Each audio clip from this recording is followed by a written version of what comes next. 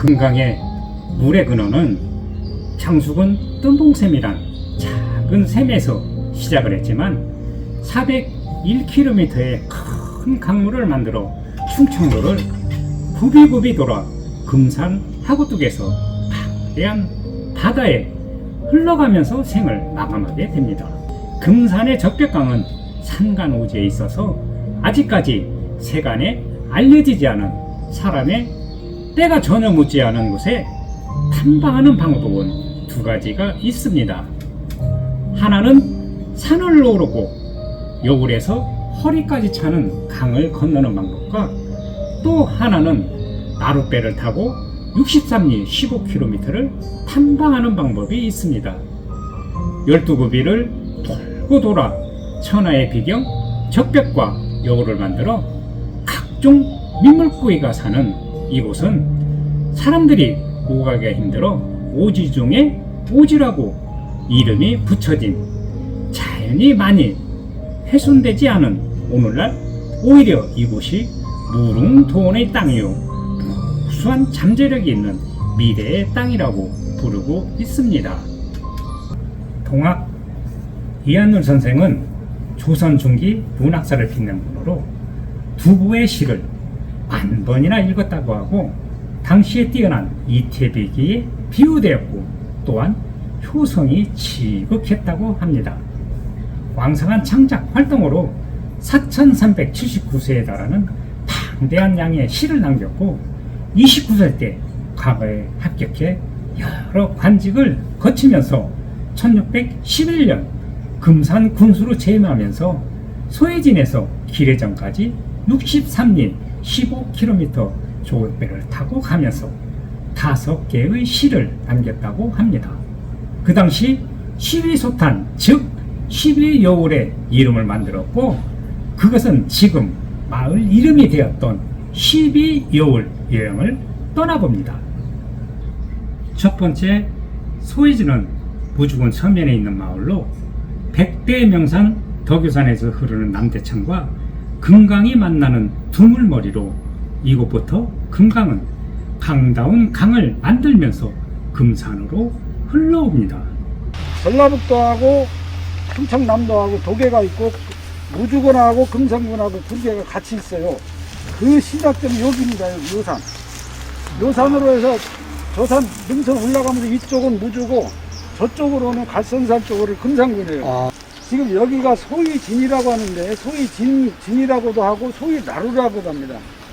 저 지금 모래톱 사이에 있는 데가 이한늘 군수님이 얘기했던 제1소탄 여울 금산에 들어온 천여울이 여기에요. 천여울. 그리고 소위진이라고 하는 것은 불을 쏟자니까 여기서 이 사고하면 저쪽에서 들리잖아요. 들리고 그래서 나루터가 있었는데 여가 주막이 많았었대요. 여가 주막이 많았었고 무주에서 금산을 가는 사람하고 말 다니는 길에 쉽게 말해서 지금으로 따르면 국도죠, 국도. 요 나루터를 건너서 요 갈선산 골짜기에서도 이제 금산을 넘어가는 길이 하나 있었고 또 요 밑으로서 이제 내려가는 길에 저 밑에 말굴이라고 하는데 또 거가 또 길이 있습니다. 이한물 군수님이 1613년도에 용담호를 거쳐서 무주로 안성을 다 구경하고 여기서 나룻배 타고 내려가십니다. 이게 지금 조금 내려가다 보면 잠수교가 있습니다. 잠수교가 그 잠수교 바로 옆에 양쪽으로 여울이 있는데 이제 두 번째 소탄 가다리 여울입니다. 무주현의 서쪽, 금산의 동쪽에 시내 하나 양쪽 벼랑 사이로 흘러나오네. 여울이 수없이 돌고 돌아 구름뿌리가 막히고 벼랑이 전심으로 서 있어서 새이 길이 트이네. 물가 언덕마다 꽃향기 봄이라 향기롭고 봉우리마다 산빛깔 대나대도 흐릿하네. 골짜기 세 개의 풍월은 한가하여 주인이 없는데 곧장 띠풀 베고 대머리 늙은이로 깃들이고 싶네. 잠수교를 건너서 조금 내려가면은 앞쪽으로 바위절벽이 하나 보일 겁니다. 바위절벽이. 그 꽃장이 절벽이라고 하는데 갈선산에서 사는 신선이 누구한테 줬는가는 모르겠어요. 꽃장을 꽃장을 해서 내미는 그런 형국이라 해서 꽃장이 절벽이라고 합니다. 근데 그 꽃자리 절벽 앞에는 이한열 선생님이 써놨던 금민어가 살고 있어요. 근데 금민어가 뭔가 하니 쏘가리예요, 쏘가리. 반신, 반이 하겠지만 12개월 적벽에는 60cm 이상 되는 쏘가리가 종종 잡힌답니다. 요 꽃자리 절벽 앞에 가시면은 그 잔잔한 강물이 굉장히 깊어요. 그거. 깊고 그 끝머리 가면 이게 이 도로포장 끝점에 가면은 왼쪽으로 골짜기가 아닌데 그게 말골이라고 합니다. 말골. 그러고 막 거기서 쳐다보면은 이제 여기에 나오는 분바위가 있고 분바위골이 있고 거기에 강선대가 있고 매바위가 있고 매바위 앞에 매바위 소탄이 여울이 있고 그런데 매바위 쪽에가 경치가 굉장히 좋아요. 그러고 거기에서 그 강 건너가 그 백사장이 있었어요. 옛날에 1.2km 되는 백사장이 있었는데 용담댐을 막으면서 전부가 물이 순환이 안 되니까 거기에 지금 수생식물이 다 덮여 있어요 지금. 그러고 저 끝머리 위에 있는 데가 저 산봉을 이루면 무명봉인데 무명봉에서 바라본 300군이 백사장과 강선대 그리고 말굴 모습입니다. 그 밑에 가면은 저런 바위 같이 비슷한 바위가 또 있습니다. 이런 절벽에 딱 뚝 떨어지게 있고 거기는 절벽이 있으면서 그 앞에 한 100여 평가량 이 너덜바위가 깔려 있어 갖고서 이렇게 보면은 물이 그 사이로 지나가고 거기에 물고기들이 알을 낳고 또 치어들이 거기서 맘먹고 자랄 수 있는 물고기, 우리가 그걸 물고기 친구라고 해서 소개를 시켜놨는데 그거 이제 매바위 여울이 되겠습니다. 그쪽이.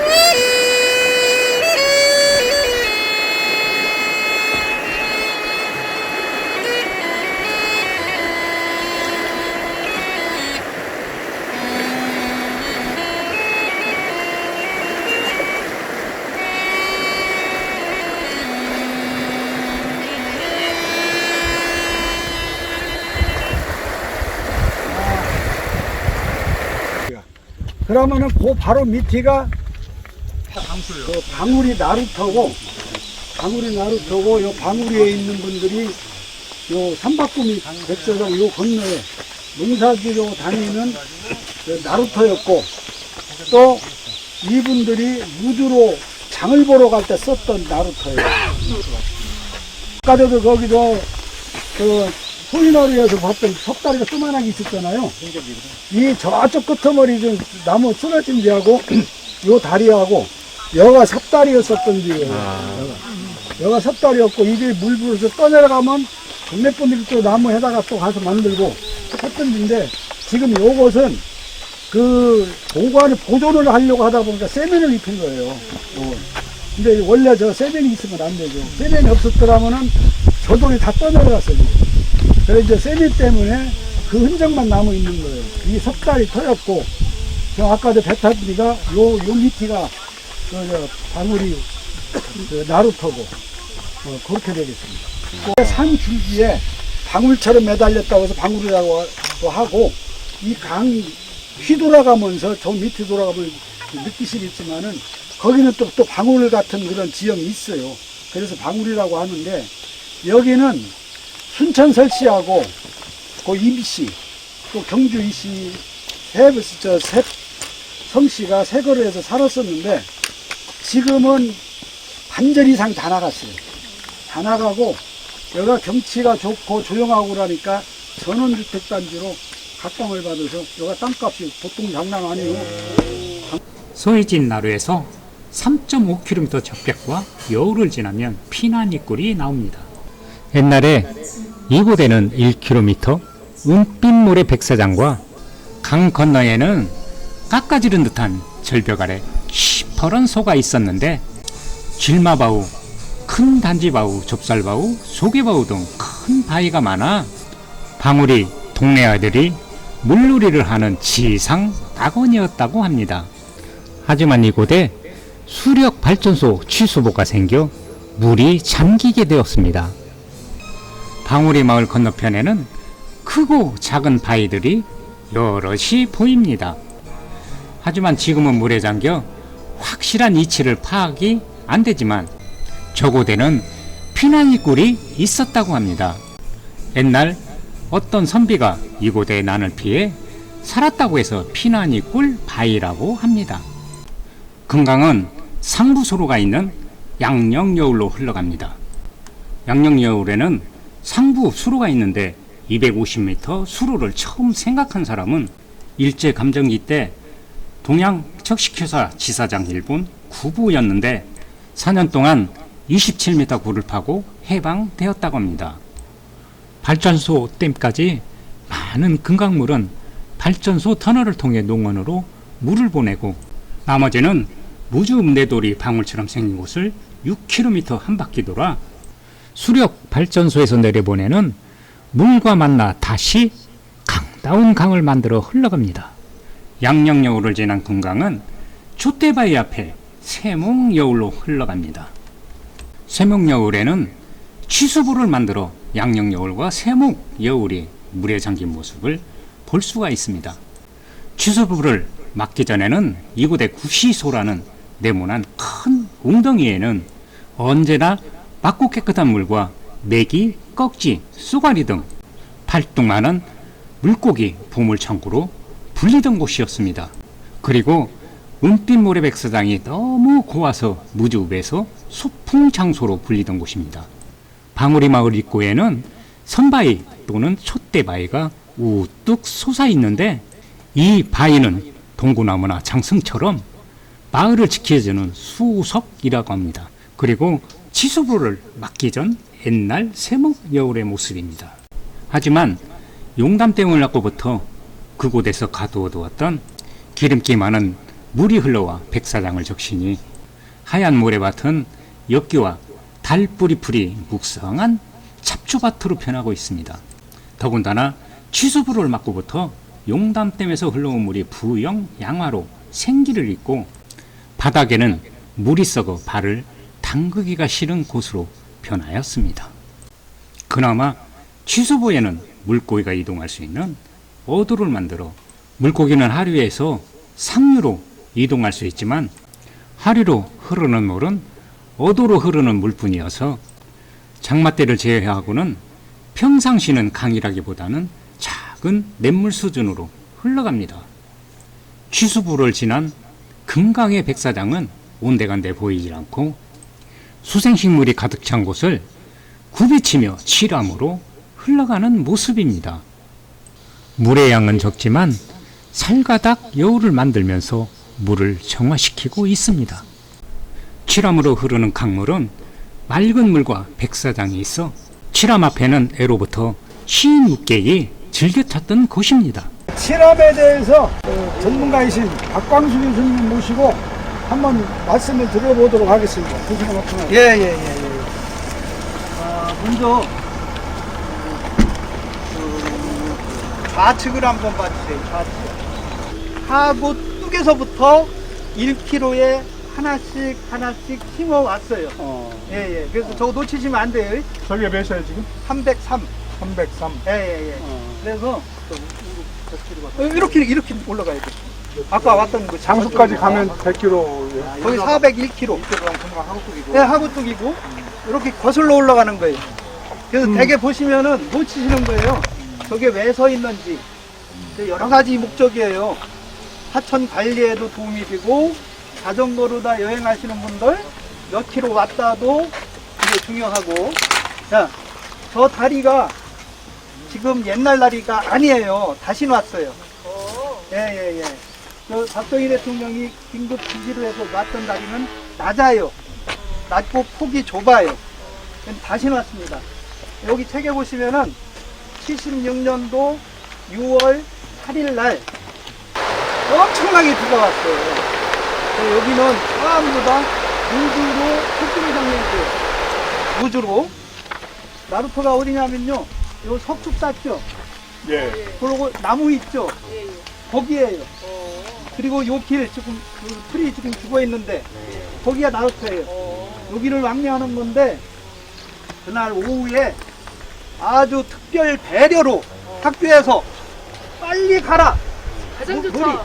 물이 부르면 못 건너니까 야, 빨리 가라 해서 애들이 다 모였어, 저쪽으로. 되게 부러웠네. 예, 예. 실어 날라줘야죠, 여기 사니까. 예.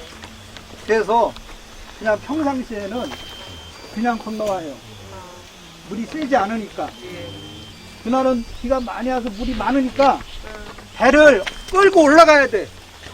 딱 이렇게 끌고 올라가서 떠내려와야 돼, 저기서 대각선으로. 이해하셨죠? 예? 평상시에는 그냥 반드시 건너도 되지만 물이 많을 때는 끌고 올라가야 돼. 이렇게 태우고 올라가서 가가지고 그냥 떠내려와야 되는데 그날 너무 물이 많으니까 요 바위 끝에까지 밀고 올라갔는데 저쪽이 좀 파였죠, 이렇게. 예. 예. 파였던 물이 배전으로 와가지고 배가 틀어져 버렸어요. 배는요, 물이 많을 때는 이렇게 건너면 안 돼. 이렇게. 그냥 반드시 떠내려와야 돼, 이렇게. 이해하셨죠? 예, 예. 예, 예, 예. 근데 이게 틀어져 보니까 뒤집어졌어요. 뒤집어져가지고 다 떠내려왔는데 남학생들은 여기서 살았으니까 다 뭐 수영에 대해서는 선수요. 다 나왔는데 여학생들 어머니 그래서 18명 18명이 많이 탔나 보다. 많이 탔죠. 네, 많이. 그러면 그래서 이제 배는 뭐 떠내려갔고 사람도 떠내려가고 뭐 헤엄쳐서 나온 사람들 그냥 또 항구에 있는 사람도 많아요. 지금 못 찾고. 네? 그래서 여기 사시는 어머니 한 분이 그러시더라고요. 분명히 우리 아들도 탔을 텐데. 네? 그때 한참 뒤에 중학교 2학년인데 걸어오더래요. 저 뒤에서. 예, 헤엄쳐가지고 나온 거야. 아이고야. 네? 나와가지고 다행이죠. 근데 큰아들이 안 왔어. 큰아들을 기다리는데 죽었지 뭐 이렇게 생각을 했는데 큰아들이 이게 좀 불량해도 이 목숨은 좋아. 오래 사는데 일찍 보내줘가지고 무주에서 친구들하고 그냥 노는 거야. 아. 예? 놀다가 저녁 때 와보니까 막 땀을 치고 오는 거야 사람들이. 뭔 일이냐니까 해가 뒤집혔다 이거요. 버뜩 생각이 동생 남동생이 갔는데 그 남동생 어떻게 됐냐니까 모르잖아요. 여기하고 저기하고 통하지를 않으니까 남동생은 살아서 왔고 여기 저기서 뭐 아이고 대물한 거예요. 내 동생 죽었다고. 그러니까 동생이 여기서 딱 나온 거예요. 예? 그러니까 이 늦게 집에 와도 상당히 좋은 경우가 있는 것 같아요. 혼내지 말아요. 네, 혼내지 마세요. 아유, 눈물나네요. 여학생 하나는 떠내려갔어요. 옛날에 이렇게 가방 끈맨 거 있잖아요. 그 초등학생 그 끈이 나무에 걸렸어. 강에 떠내려가다가 이게 가방이 걸려가지고 지나가는 우편배달부가 건져왔어. 그래서 살아가지고 생명의 은인 아니야. 시집 갈 때 양복 한 벌 해주고 있답니다. 아 그래도 뭐 그거는 손해가 아니죠. 뭐 자기 살려고. 몇 년도니까? 76년도. 희생에 당한 부모님들은 거기가 여기 쓰셨어요. 못 살지. 어떻게 생각해요? 그래서 아픈 사연이 여기가 또 하나 있고요. 금강에 저쪽 지금 세종시에 한 건이 또 있어요. 거기 77년도에 13명 죽었어요. 13명. 남학생 하나, 여학생 12명. 여기는 18명. 네. 학생들 훈련, 캠프 훈련을 수행을 시켜야 되나? 아, 해야 돼요. 네. 자, 보시면은, 요 바위가, 아까 그 원장님 말씀하셨죠? 5777암이요. 검다 그러네요, 검다. 그게 옷바위 하다 보니까, 여기 책에 보시면 의암이라고 나. 옷의자. 그거 아니에요, 이? 의암이라고 하지만은, 그게 이제 잘못 맞아된 거예요. 칠암이에요, 칠암. 옷바위라고 하더라도 시옷 받침이 아니라 치읓 받침이 해야 돼. 온나무. 온나무. 그래서 검어요. 검은데 뭐처럼 생겼어요? 여기서 볼 때 거북이 대가리예요. 이렇게 양쪽에 거북이 대가리고 양쪽에 팔. 이렇게. 자, 저 위에다가 정자를 올렸어요. 그 이름이 어초정이요. 어초정. 자, 어초은인이라고 여기 책에 소개를 했습니다. 자, 그 어초라고 하는 호를 가지신 분이 누구냐면은 금산 본종구서 셋째 아들 권춘이 내돌이 앞섬에 숨어 살면서 사다리를 타고 절벽에 올라가 글귀를 남겨놓았습니다. 어초은인, 고기 잡고 나무하는 은자가 장구지소, 집신의 지팡이 짚고 거닐던 곳이라네. 권춘이 응각해놓은 아래에는 조성 중후반으로 보이는 이득복 글씨체가 있습니다. 도원 상죽, 복숭아꽃 뽕나무와 대, 적벽강산, 이곳이 적벽강산이로구나. 옛 선비들이 풍어를 즐기던 음각을 어렵게 풀이하고 나니 칠암 앞에는 18명의 학생과 부녀자가 물살에 참상을 당하는 안타까운 현장이었습니다. 아비규환이었던 옛 상처는 언제 그랬냐 하듯이 강물은 앞섬교 아래로 흘러갑니다. 여기는 1976년에 아프고 슬픈 기억이 스며들어 있는 곳입니다. 아주 열악한 환경에서 배움의 열정을 다하고자 노력했던 어릴 적 우리의 일상에 아주 가까이 있었던 분들, 친구들 슬픔을 짓누르면서 오늘 여기에 있는 우리는 척박한 환경에도 불구하고 영롱한 꿈과 용기에 실현을 위해 열정을 불태웠던 님들의 그때의 행동을 기억하고 교훈 삼아 깊고 깊은 앞날의 맘새김을 하며 삼가 님들의 명복을 빕니다. 칠암에서 흐르는 금강은 앞섬교를 지나 발인 여울로 흘러갑니다. 작은 여울을 거치고 물을 정화를 하면서 커다란 반도를 만들며 뒷섬 후도교로 흘러갑니다. 반도를 한 바퀴 돌아 내돌이 뒷섬에 도착한 금강은 후도교 아래로 흘러가는 모습입니다. 금강은 뒷섬 마을을 지나 발인여울로 흘러가고 있습니다. 내돌이 후도마을은 강변을 따라 난 트레킹 코스가 절경이며 생태 흙집이 있어 25에서 40명까지 숙박이 가능한 관광 및 농촌 체험으로 전형적인 시골 풍경이 가득한 곳입니다. 후도마을 앞을 지나는 금강은 시냇물 수준이지만 작은 여울을 만들며 쉼없이 맑은 물을 만들고 긴 소를 만들면서 발인 여울로 흘러갑니다. 발인 여울에 도착한 금강은 520m 칠봉산에서 흐르는 물과 만나 물의 양이 많아지면서 여울이 좀 더 힘차게 흐르는 모습입니다. 발인 여울에서 흐르는 금강은 S자로 굽이쳐 흐르면서 농원마을 수력발전소 앞으로 흘러갑니다.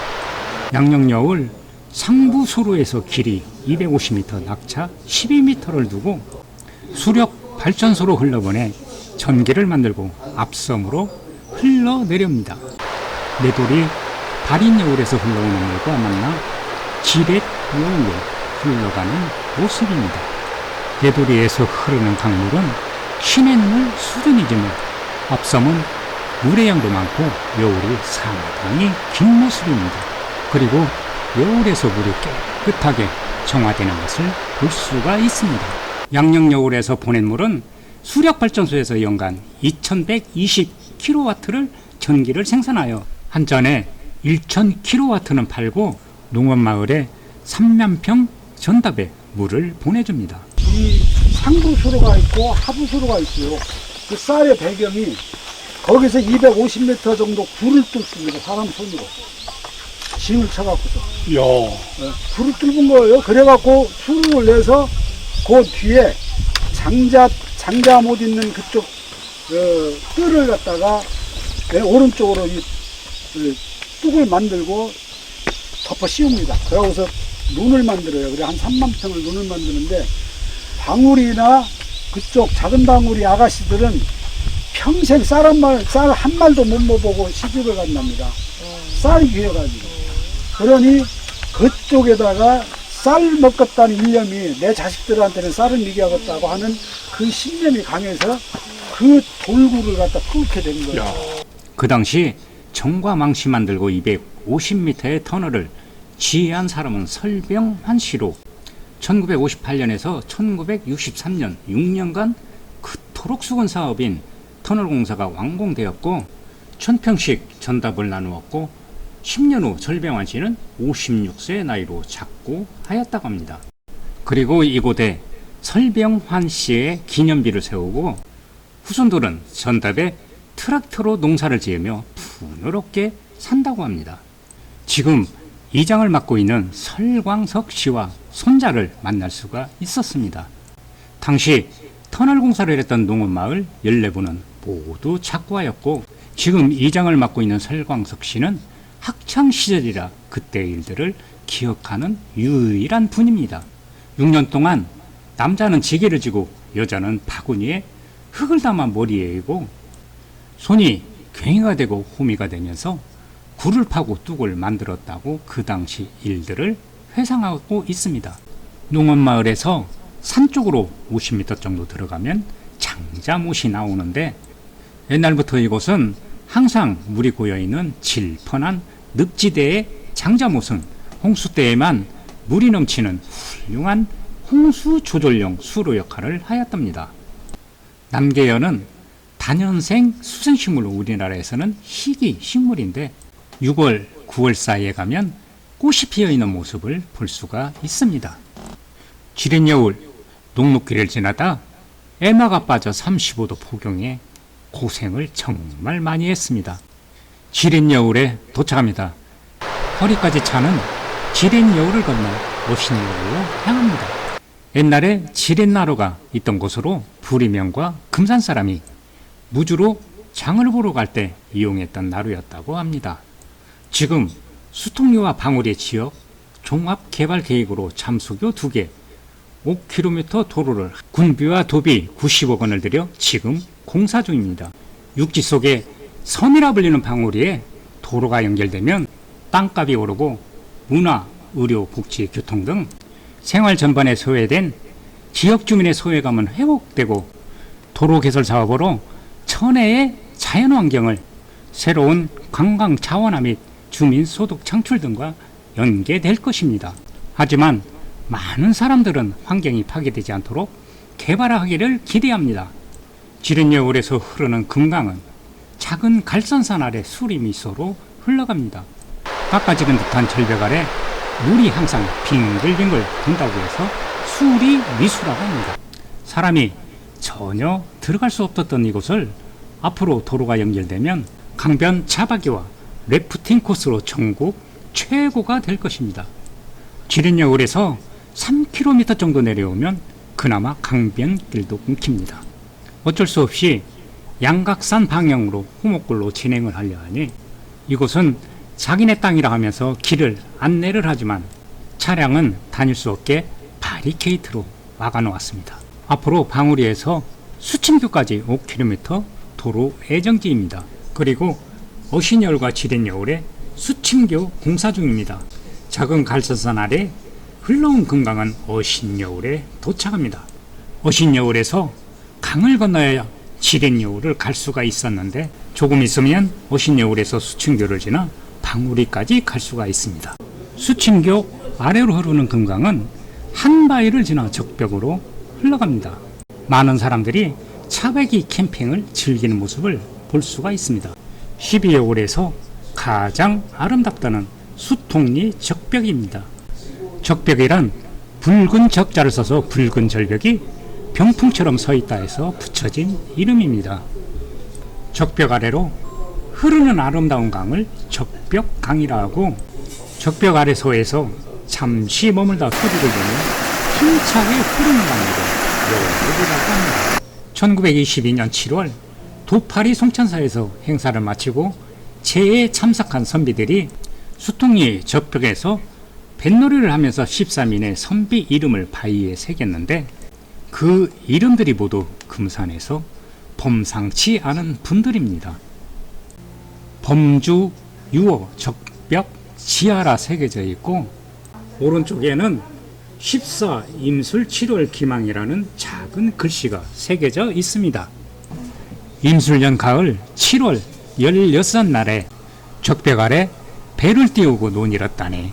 그 아래에는 송전제를 지난 13인의 선비들의 이름이 새겨져 있습니다. 길병호, 길상목, 김용각, 양장환, 길시환, 김창렬, 길상렬, 정국래, 박영래, 유인선, 양창석, 김기원, 한춘석. 오른쪽으로 경인 조병악은 1830년 금산 군수 조철영의 아들 조병악입니다. 좌측 아래 경인 김성열 김시현은 누구인지 알 길이 없습니다. 좌측 4번 김상현은 김장생의 자손이 아닌지 추정합니다. 좌측 5번은 김이 5월 22일 조병립 민영기 1859년 5월 21일 조병립은 금산 군수를 지낸 분이고 민영기와 나란히 새겨져 있습니다. 12개월 적백 중에 가장 아름다운 이곳은 사철 차박이로 사람들이 많이 찾는 곳입니다. 수통리 적백에서 잠시 머무른 금강은 수통대교 아래 언여울로 흘러갑니다. 다리를 놓기 전에는 다리 위에 나루가 있었고 다리 아래에는 섭다리, 나무다리가 있었습니다. 1983년 승용차 한 대만 겨우 지날 수 있는 수통대교가 완공되었지만 수통리 사람만큼 다리에 대한 애환이 많은 사람은 없을 것입니다. 이정을 보던 길중만 씨가 처음으로 다리를 놓을 생각을 했는데 돈을 적게 들이고 얻은 결론이 출렁다리였습니다. 양쪽에 철기둥을 세우고 6인치 와이어 줄을 이어 현수를 만들었는데 출렁다리가 여름 장마 때 속수무책으로 2번이나 떠내려갔다고 합니다. 앞으로 어신여울과 지렛여울에 수침교가 생기고 도로가 나면 수통대교는 더 큰 다리로 교체를 할 겁니다. 수통대교를 지나 맑고 깨끗한 운로를 만들며 대낮 앞에 있는 6만여 평의 대벌 농토를 크게 휘돌아 흘러갑니다. 수통마을도 농원마을처럼 널따란 모래섬을 사이에 두고 홍수 때 넘쳐 흐르던 대벌과 대늪이 있었는데 이곳에 둑을 쌓아 한쪽 물길을 막고 6만여 평의 농토를 만들었습니다. 용이 살았다는 대늪은 작은 둔봉으로 오그라들었습니다. 용 머리에 속하는 대늪은 양각산에서 뻗어내린 산줄기로 목마른 용이 물을 찾아 내려오는 가룡 음수형 형국이라고 합니다. 수련은 해가 지면 오므라들고 해가 뜨면 활짝 피어 사람처럼 잠을 잔다고 해서 잘 숫자를 써서 수련이라 하였습니다. 아름다운 수련이 가득한 대늪에 많은 이야기가 전해옵니다. 광해군 때 동국 신속 상강 행신도에는 도파연이라 하였고 1612년 동학 이한울 선생이 쓴 금계록에는 도패소탄이라 하였습니다. 도파와 도패는 모두 돌멩이를 뜻하는 말로 이곳 대늪 주변에서 가뭄이 들면 기우제를 지내는 곳인데 금산에 가뭄이 닥치면 제일 먼저 어지리에서 농바 후 끄시기를 하고 효연이 없으면 대늪에서 제를 올렸다고 합니다. 여기에서도 효연이 없으면 진학산 관음굴에서 제를 올렸다고 합니다. 준비해온 제수를 차려놓고 제를 올린 다음 돼지머리를 늪에 던지고 돌멩이를 함께 던져 비를 주지 않으려면 맞아 죽든지 비를 주든지 하라고 용을 협박하면서 소원을 빌었다고 합니다. 또 달리 전하는 이야기는 여자 무당이 춤을 추면서 주문을 외우고 소리를 지르며 희루라기 하나 걸치지 않고 나체로 춤을 추던 모습을 수통리에 살고 있는 90세가 넘는 노인들은 지금도 생생하게 기억하고 있습니다. 이 밖에도 대늪별 2에 임명신 여서의 할아버지 명당이 있는데 일설에 대늪별의 묘를 쓰면 여자 후손 중에 큰 인물이 나온다는 말이 있습니다. 그리고 임진왜란 때 황원홍의 아내의 절개로 임금이 장려문을 세우기도 했습니다. 대벌 제방뒤로는 강 쪽으로 길게 모래 언덕이 있었는데 출바우 여울 앞에는 모래찜질로 유명해 전국에서 많은 사람들이 찾는 곳이었는데 하지만 96년에서 98년 사이에 대전 통영간 고속도로 공사로 모두 사라져 버렸습니다.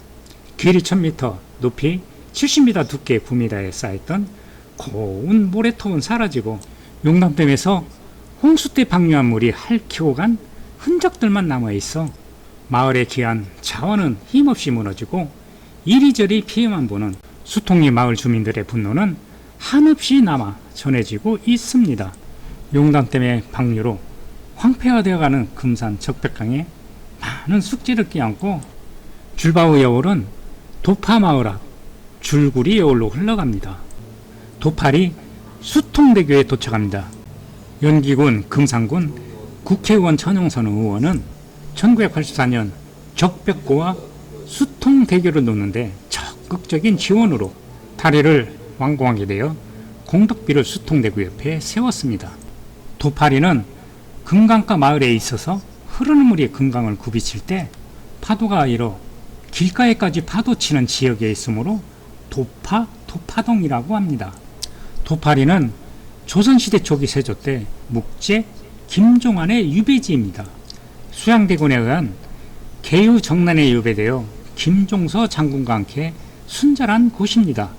금강은 소인에서 50리를 굽이쳐 흐르면서 줄구리 여울에 도착합니다.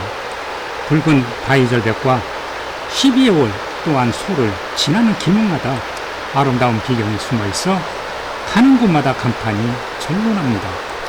줄구리 여울은 도폐소탄이라고 하는데 마치 마을의 지형이 배를 탓을 달고 나아가니 물이 갈라지는 형상이라 도폐라 하였고 그것이 도파가 되었다고 합니다.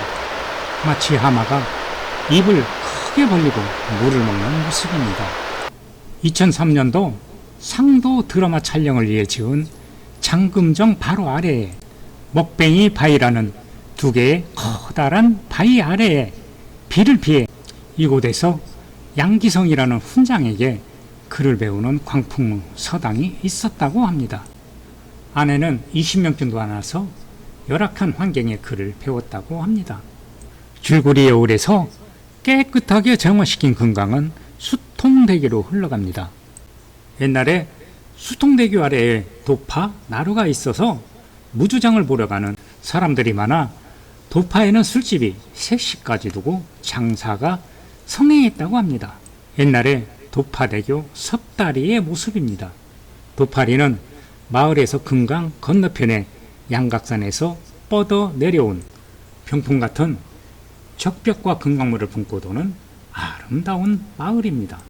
쌍칼바위 아래로 흐르는 1km의 넓은 소에는 쏘가리가 대량 서식처로 지금은 작살 행위가 금지되었지만 옛날에는 작살로 천립을 하면서 동창들과 밤새도록 논일던 곳입니다. 금강은 쌍칼바위에서 두토소탄으로 흘러갑니다. 브리메네밀이 두투골 골짜기에 자리한 한국타이어 연수원입니다.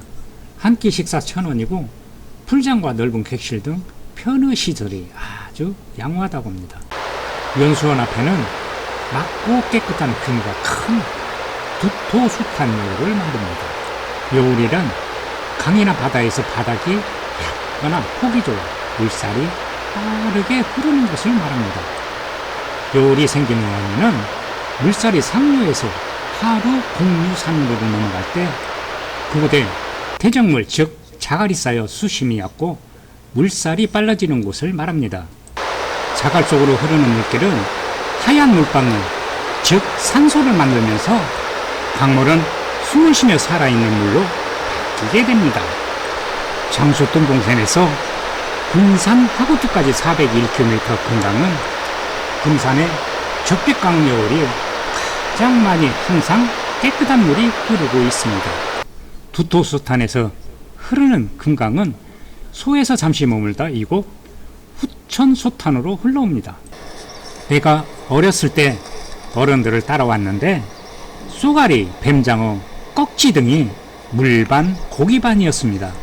하지만 대청댐을 막고 바다에서 올라오는 뱀장어는 사라지고 용담댐을 막고부터는 쉬리, 중고기, 참종개, 칼납자루, 참중고기 등등 일급수에서 보았던 물고기가 몇 해 전까지 흔했는데 지금은 눈에 띄지 않으니 안타까운 일입니다.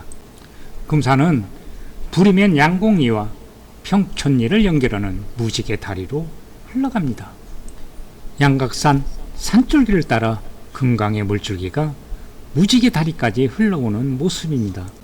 평촌 앞으로 흐르는 금강은 마지막 원산소탄으로 향합니다. 앞에 보이는 둥구리 산 앞에는 새알 같은 강돌이 곱게 깔려 있고 금모래밭이 널려 있어 여름철에 강물놀이를 하는 사람이 항상 북새통을 이루던 곳이었습니다. 원래 둥구리 산에는 기래정이라는 정자가 있었는데 너무 사람들이 많이 와 청소하기가 불편해서 마을 사람들이 철거를 했다고 합니다.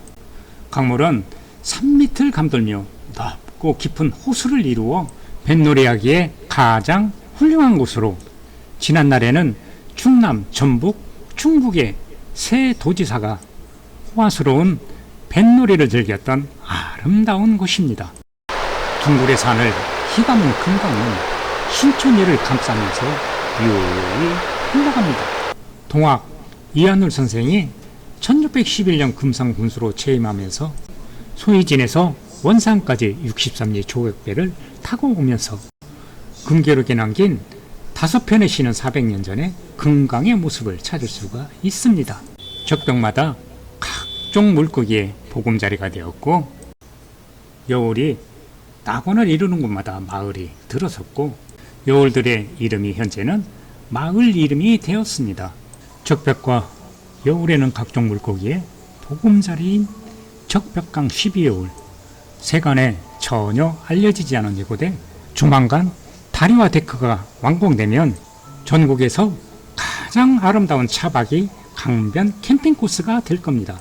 카메라와 물병을 들고 새벽녘에 탐사를 시작한 것이 6개월의 시간이 흘러 어느덧 마지막 원산소탄에 도착하니 땅거미가 어둑어둑합니다.